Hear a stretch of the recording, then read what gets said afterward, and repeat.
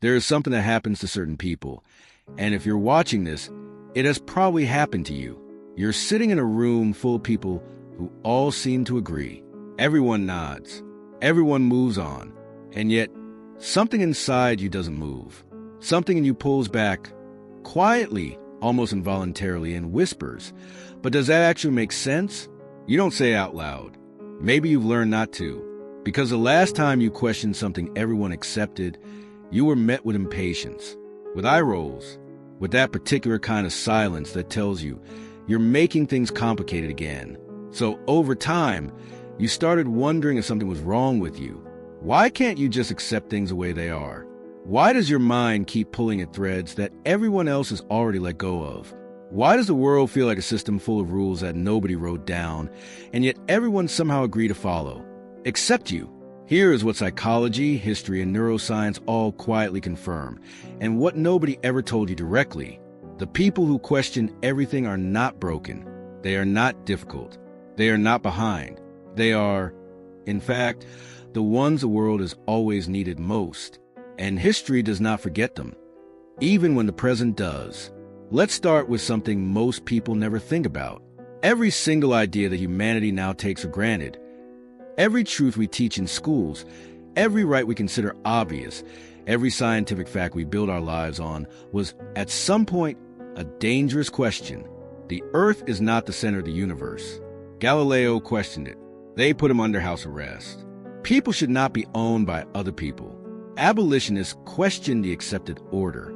They were called radicals, troublemakers, threats to stability. Women are intellectually equal to men. The suffragists questioned a world that had never considered it. They were mocked, imprisoned, and dismissed. Every single one of these ideas began not as a discovery, but as a question, a quiet, persistent, uncomfortable question, asked by someone who could not make peace with what everyone else had already accepted. The pattern is always the same. The questioner suffers first. The world catches up later. And by the time it does, the questioner is either celebrated or forgotten. But they were always right. Now here's a psychological explanation for why you're the way you are and why it is not a flaw. There's a concept in cognitive psychology called tolerance for ambiguity. It refers to a person's ability to sit inside uncertainty, to not immediately reach for the nearest available answer, just to quiet the discomfort of not knowing. Most people have a very low tolerance for ambiguity. The human brain is wired to resolve uncertainty as quickly as possible. It is a survival mechanism. Uncertainty feels like danger, and the brain wants danger resolved. So it grabs a nearest socially accepted answer, locks it in, and moves on. This is efficient. This is comfortable. This is how most people operate. But some people like you, have a nervous system that does not do this. Instead of grabbing the nearest answer, your mind holds a question open. It turns it, examines it from different angles, refuses to settle until something actually makes sense, not just socially, but logically, emotionally, fundamentally. This is called epistemic vigilance. And researchers who study have found that individuals who score high in epistemic vigilance are significantly more likely to detect misinformation, identify flawed reasoning, and arrive at more accurate conclusions, even when those conclusions contradict what the majority believes. In other words, your inability to just accept things is not a weakness in your thinking. It is a feature of a more sophisticated thinking system. But let's go deeper, because there are specific traits that live inside people who question everything, and each one of them is rarer than most people realize. The first is pattern recognition that operates below the surface. Questioners don't just notice what is being said. They notice what isn't.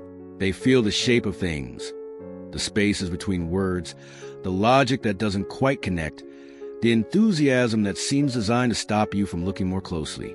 Think of it like this. Most people look at a building and see a building. The questioner looks at the same building and notices that the foundation doesn't match the height, that the windows don't align, that something about the structure beneath its perfectly painted surface doesn't add up. This is not paranoia. This is a form of structural intelligence, the ability to perceive systems, not just surfaces, and it is extraordinarily rare. The second trait is a deeply calibrated sense of truth. There is a feeling that questioners know well, a kind of internal friction that activates when something doesn't align. Not anger, not judgment, just a quiet, persistent resistance. Like try push two magnets together at the wrong poles. Most people can override this feeling with social pressure. When everyone around them agrees, they learn to silence the friction and conform. But questioners find this almost physically uncomfortable. The misalignment stays. The friction doesn't dissolve just because the room has agreed to ignore it. This is not stubbornness. This is integrity at the neurological level. Your mind refuses to file something as true when it hasn't passed the test of actual truth. That is not a defect. That is precision. The third trait is a relationship with loneliness that most people never develop. Here is something that sounds harsh, but is actually a form of deep respect. Questioning everything will almost always make you lonely, not because you are difficult, but because truth is not a team sport at the beginning. It is a solo journey that only becomes collective after someone has walked it alone first. Every philosopher, every scientist who overturned a paradigm, every artist who changed the direction of culture, they all passed through a period where they were completely alone with something they could see and no one else could. That solitude is not failure. It is a necessary precondition for original thought. If you have felt alone in your thinking, that is not evidence that you are wrong. It is often evidence that you are early. The fourth trait is an almost involuntary drive toward understanding, not just knowing. There is a difference between knowing and understanding that most people never feel compelled to explore. Knowing is the fact. Understanding is a why beneath the fact, and the why beneath that why, and the structure that holds all of it together. Questioners cannot stop at knowing. It is as if there is no resting place there.